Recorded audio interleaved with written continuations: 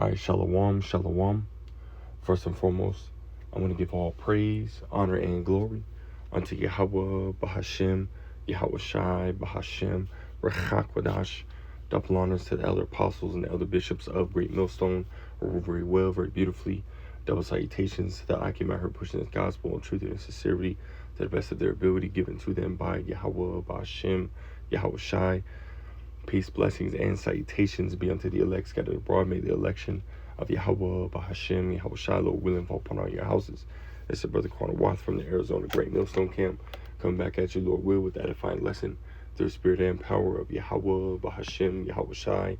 Lord will, it is edifying. Lord will, it is straight to the point. Forgive me, my voice is a little raspy, man. A little tired, man. Hey, but, spirit hit, just to, on an exhortation, man, just to remind, myself first and foremost, as well as those, right, that truly believe, man, that listen to these videos, man, that tune in, the aid that Yahweh Bashim Yahweh Shai is always going to be with us, right, as we walk through the fire. Hence the title of the lesson, he's with us when we go through the fire, man, and we're, again, walking this straight and narrow path, right, as we read and Matthew, the 7th chapter, as well as in, 2nd Esdras, we have to walk through, the fire, man, walking on the straight and narrow line, walking on the straight and narrow path, right? We're walking through the fire, man, right? Constantly being put to the test, constantly going through sufferings and afflictions, right? As it says in, what is that, 1 Thessalonians, right? I think it's the 3rd chapter. Let's see if I can pull that out. Oh, I got the book right here. What is that, 1 Thessalonians 3? It might be 2nd Thessalonians. Right here, this 1 Thessalonians chapter 3 and verse 3, it says that no man should be moved by these afflictions, for yourselves know that we are appointed thereunto, right? So we're appointed, right, to go through, again, this fire, man, So this isn't something that we can ultimately, really marvel at, right? It's just part of this path, as the scriptures say, to count the cost, and we counted that cost. We knew what was coming, man. As it says right here, 1 Peter 4:12, it says, "Beloved, think it not strange," right? So you meaning you're not going to be, moved by it, as we read, right? Right, we're appointed unto these things, man. That we shouldn't be moved by these things, because we know we're going to go through them, right? Personally. Right, that car demon, is a is a hard one, But brothers go through financial issues, right? Brothers go through, legal issues, right? It's all part of that, walking through that fire, man. It says, "Beloved, think it not strange concerning the fiery trial, which is to try you, as though some strange thing happen unto you," right, man? And it could be a off the wall, you never seen it coming type thing, man. But first and foremost, we got to trust and believe that Yahweh Bahashem Yahweh Shai will make good on his word, man. Right, that Yahweh Bahashem Yahweh Shai, ultimately says he's going to be with us, man, and we're going to grab that, right? But I do want to, jump to this in Job. It's like, Job. Right, because as we read about it, in the scriptures, man, where we see that Yahweh Bashim Yahweh Shai has always been there with our forefathers, man, and all their different tribulations, right, and afflictions, persecutions, right? This is Job chapter 8 and verse 8. It says, "For inquire, I pray thee, of the former age," right? Look into history, man, right? First and foremost, get into the scriptures, right? Read these different accounts of our forefathers, Job going through what he was going through, right? Which you could read that in the 1st and 2nd chapter, man. Job lost his family, right? Basically lost everything, his riches, livestock. And he still, trusted in Yahweh Bashim Yahweh Shai, and ultimately came out on top because the Lord was with him the whole time. King David, him, conquering basically all the heathens, right? Putting them in subjection, right? Israel to being together, right? The Lord was with King David, man, and King Solomon, As we read it, also with, Apostle Paul, right, all the things that he went through, being stoned to death and the Lord bringing him back to life. We read about the apostles and disciples, ultimately doing miracles, man. These are all accounts that we have to, ultimately meditate on, especially in the times to come, right? It says, for I pray, for Job 8:8, for inquire, I pray thee of the former age, and prepare thyself to the search of their fathers. That's right, man. Get into the scriptures, get into the history, man. Right? Judas Maccabeus, right, being protected, the Lord sending angels, the Lord, ultimately helping us, in the wilderness, right? Killing our enemies, getting rid of those Egyptians, These are accounts that we got to read, man, and meditate on again. Because what? Right? Because Jacob's trouble is around the corner, right? Let me go to that, It's Jeremiah chapter 30. And I'll start at verse 5, man, right? Just to give an understanding of how serious these times are, right? This is Jeremiah chapter 30. I'll start at verse 5. It says, for thus saith the Lord, Yahweh, Bahashem Yahweh Shai, we have heard a voice of trembling and of fear and not of peace, right? Because as the scriptures say in Ecclesiastes, the 3rd chapter, right, there's a time, and a season and a purpose for everything, man, right? A time of peace and a time of war. And we're not in the time, of peace, man, right? We're in the time of great evils coming upon the world, man, as we read in 2nd Esdras, the 16th, the 15th, and the 16th chapter, man, really all throughout the scriptures, It says, verse 6, it says, ask ye now and see whether a man doth travail with child, wherefore do I see every man with his hands on his loins, as a woman in travail, and all faces are turned into paleness, right, man? Right, meaning it's going to be a very terrifying, time for everyone, right, outside of the men of the Lord, man. It's going to be a very, very terrifying and very deadly, right? Because there's going to be a lot of death that's ultimately going to, take place in the time of Jacob's trouble, even leading up to that time, right? In these times, there's great death increasing as well, right? The Lord turning up that judgment. But when Jacob's trouble, right, comes, and you're going to see that judgment at an all-time high, just before the greatest judgment, which is what? The destruction, right, of the, of America, right, and the wicked of this world, man, the wicked rule of this world, that's the ultimate judgment right there, man, right? But again, you're going to see judgment increase, especially in Jacob's trouble, man, right? A lot of you 2/3 Israelites, are ultimately going to be, taken out in that time, man, It says, verse 7, it says, alas, for that day is great, so that none is like it. It is even the time of Jacob's trouble, but he shall be saved out of it, right? So the Lord is speaking to those, right, that truly believe, man. Let's grab this real quick. I was meditating on this precept a little while ago, man. This is St. John. Let me get to it real quick. St. John, the 4th chapter. I brought this scripture out in a minute. It's St. John chapter 4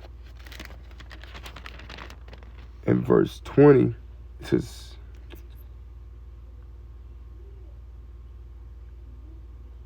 verse 23, it says, but the hour cometh, and now is, when the true worshipers shall worship the Father in spirit and in truth, for the Father seeketh such to worship him. That's right, man. The Lord is only dealing with those who truly, believe in Yahweh Bahashem Yahweh Shai. He ain't dealing with nobody else, man. Right? The Lord is only seeking those, right, that are ultimately worshiping him. And those are the ones that he's ultimately going to protect in the times to come, right? The elect of the nation of Israel, those that are worshiping Yahweh Bahashem Yahweh Shai, right? Keeping the commandments, right? Casting off, that old man, casting off the ways of the world, and returning, unto, our heritage, man. Trusting and believing and having faith in Yahweh Shai, man. Again, Lord, the Lord makes that distinction, right? Everybody is going to be Jacob's trouble, but he shall be saved out of it. And he's talking about the elect, right? The ones that Yahweh Shai, when he comes, right, is ultimately going to deliver, pursuant to Matthew the 24th chapter. Again, these, accounts that we read of our forefathers with the Lord, which we're going to grab on, right, where Yahweh Ba'Hashem Yahushai,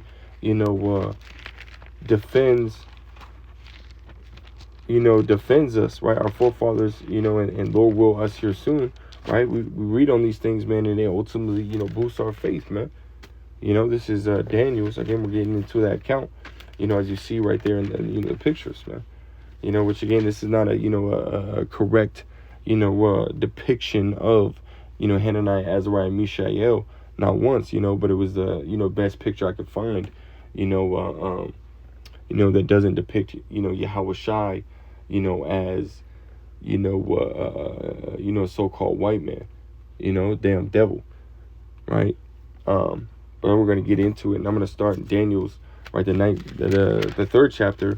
I'll start at verse 19, right, because prior to this, right, there was a, King Nebuchadnezzar, right, ultimately, crafted an image of, and he wanted everybody to bow down to it, and our forefathers, Hananiah, Azariah, Mishael, which they call, Meshach, Shadrach, and Abednego, they didn't bow down, man, right? Because we're only going to worship and bow down to Yahweh Ba'Hashem Yahushai, man, right? We're not going to bow down to that image, right? We're not going to bow down in this time, right? That modern day image is what, right? The philosophy, the Roman philosophy, right? That's being, pushed in the earth, right? By America, right? Being the epicenter of that, being America, being Rome 2.0, right? That Roman philosophy that's being pushed in the earth, right? That Moism shit, right? That America is Sodom 2.0, Egypt 2.0, right? Rome 2.0, right? The epicenter of wickedness in the earth, man. So we ain't gonna bow down to that, because if you bow down to that, then guess what? That ultimately will lead to you, taking that, charagma, man, right? Which we know is the RFID microseed, pursuant to Revelation the 13th chapter, right? The 16th verse, that MARK, right? We're not gonna bow down to that system, man. So again, we're, ultimately trying to follow in the same stead as our forefathers. And guess what? And they're doing so, right? Them following and worshiping and having faith in Yahweh Ba'Hashem Yahushai, and that ultimately got them delivered. And we're going to read on that. And Lord will fall in that same stead, right? But the Lord does so for us, right? Daniel chapter 3 and starting in verse 19, it says, Then was Nebuchadnezzar full of fury, and the form of his visage was changed against Shadrach, Meshach, and Abednego. Therefore he spake and commanded that they should heat the furnace 7 times more than it was wont to be hot. And I think it says in the prayer of Azariah and the Apocrypha, I think it says it was, the fire, was ultimately 49 cubits high, which is roughly 70 to 80 feet. I know a cubit is, like roughly 1.5, 1 foot and a half, so I think it's somewhere, in that range, man, that's a big ass fire, right? It says, continue on verse 20, it says, And he commanded the most mighty men that were in his army to bind Shadrach, Meshach, and Abednego, and to cast him into the burning fiery furnace, right? So ultimately what they were going to do is put him to death, because they didn't want to follow, right, and bow down to that image, man, which again, this is coming, right, where there's going to be a time, that Esau Edom, right, is ultimately going to put to death those that don't want to, follow, his new world order, right, taking the charagma, right, and being a part of, that system, right, that he's trying to set up, right, the dystopia that he's trying to set up, as we read in Revelations 13 and verse 15, right, he's ultimately going to, kill those, right, that don't want to, bow down to that image, man. So this is what we're reading about, our forefathers, being put in that position, right? It says, in verse 20, it says, And he commanded the most mighty men that were in his army to bind Shadrach, Meshach, and Abednego, and cast them into the burning fiery furnace.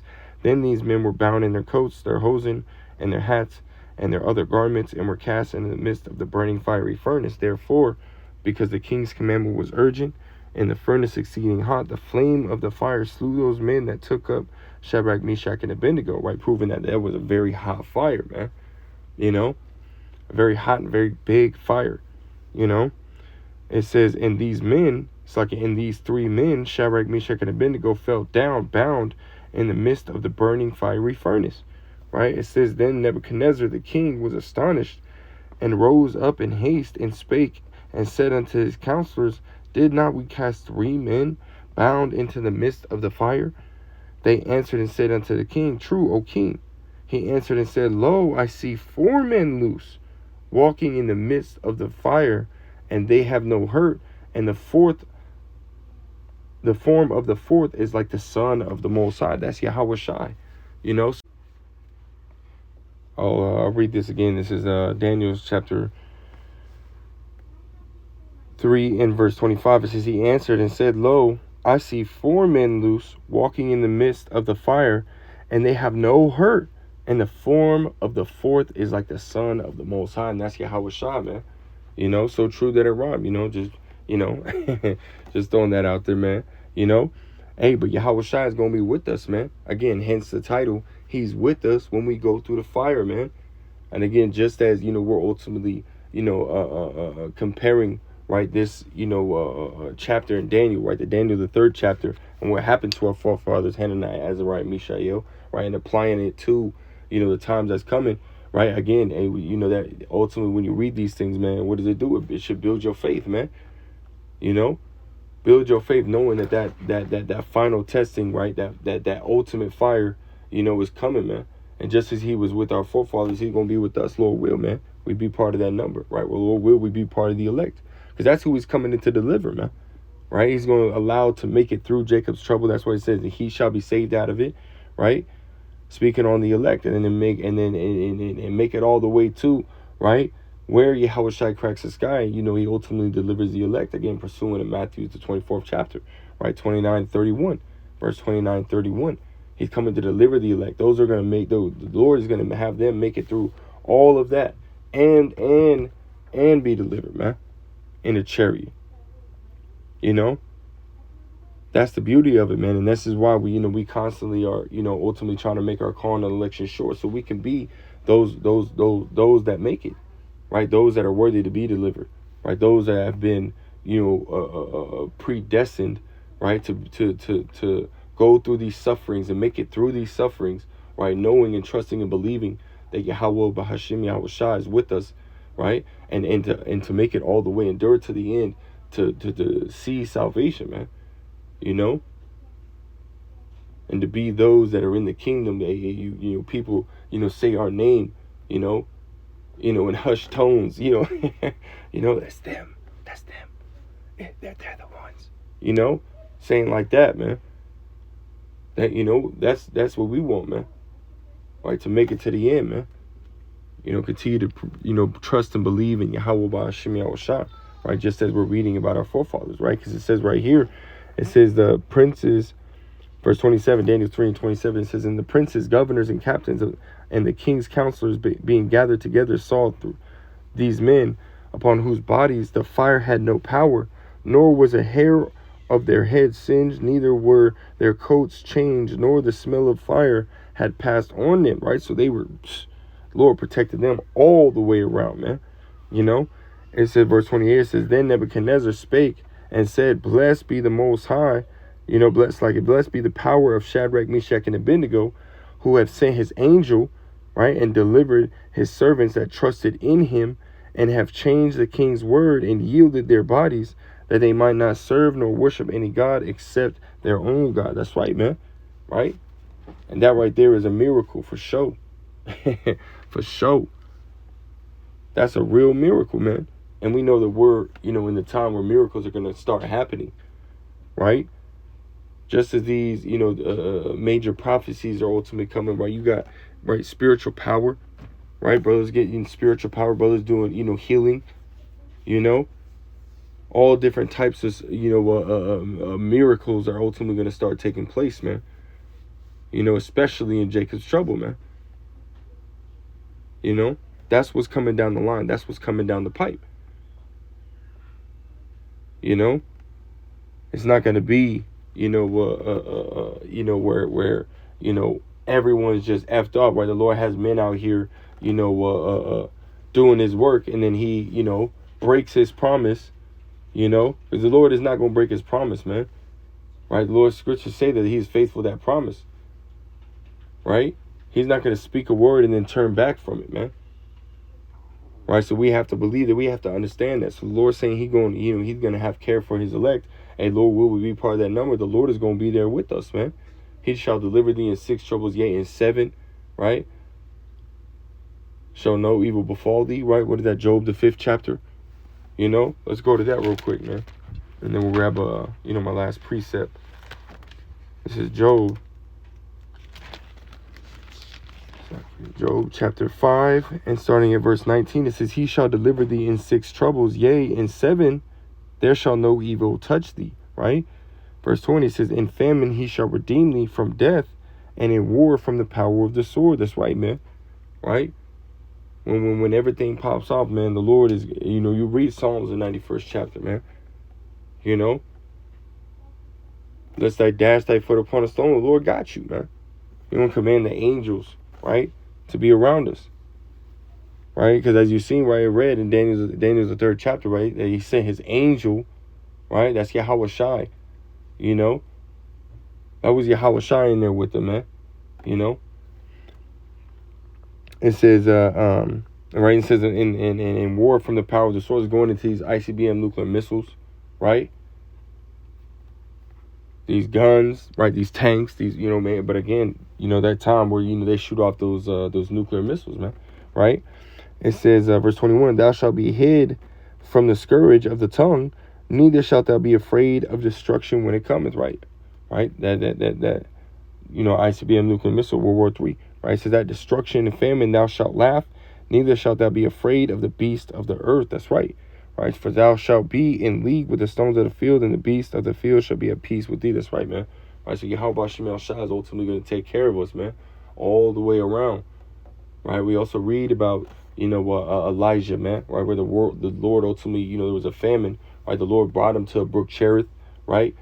And had the ravens, right, ultimately feed him, right? I think it was, a morning and evening, man. So the Lord's going to have miracles, be done, man. Animals feeding us, getting us water.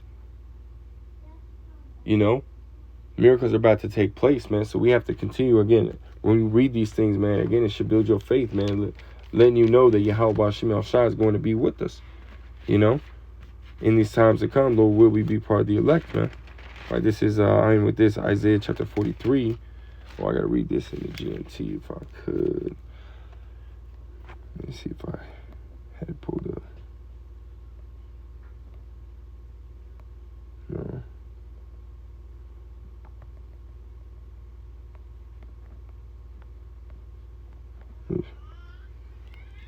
It's Isaiah chapter 43. I'll start at verse right here. I'll start at the top. Isaiah 43 in the GNT. It says, Israel, Yahweh, who created you, says, don't be afraid. I will save you. Right? It says, I have called you by name. You are mine. That's right, man. Yahweh Shemel Shai, is ultimately, not going to allow his, right, to ultimately, to be taken away, man. It says, when you pass through deep waters, I will be with you. Your troubles will not overwhelm you. When you pass through fire, you will not be burned. Again, right, as we, walk on this straight and narrow path, we're going through the fire, right? But that ultimate test, that ultimate fire is going to be Jacob's trouble, right? World War III, and we have to understand, right, just as Yahweh Shemel Shai was with our forefathers in those times, and he's going to be with us, or, Lord, will we be part of the elect in these times to come, right? It says, your troubles will not overwhelm you. You when you pass through the fire, you will not be burned. The hard trials that come will not hurt you. For I am Yahweh Bahashem, Yahweh Shai, your power, the holy power of Israel who saves you. I will give you Egypt to set you free. I will give you Ethiopia and Seba. It says, I will give up whole nations to save your life because you are precious to me and because I love you and give you honor. Do not be afraid, I am with you. And that was ultimately the point, man. Right? Yahweh Shemel Shai being with us, man. Always, man. But Lord will, it was edifying. Lord will, straight to the point, it was exhorting. I want to give all praise, honor, glory to Yahweh, Bahashim, Yahweh Shai, Bahashim, Rachak, Wadash, that belongs to the other apostles, the other bishops, the great millstone. Till next time I say Shalom.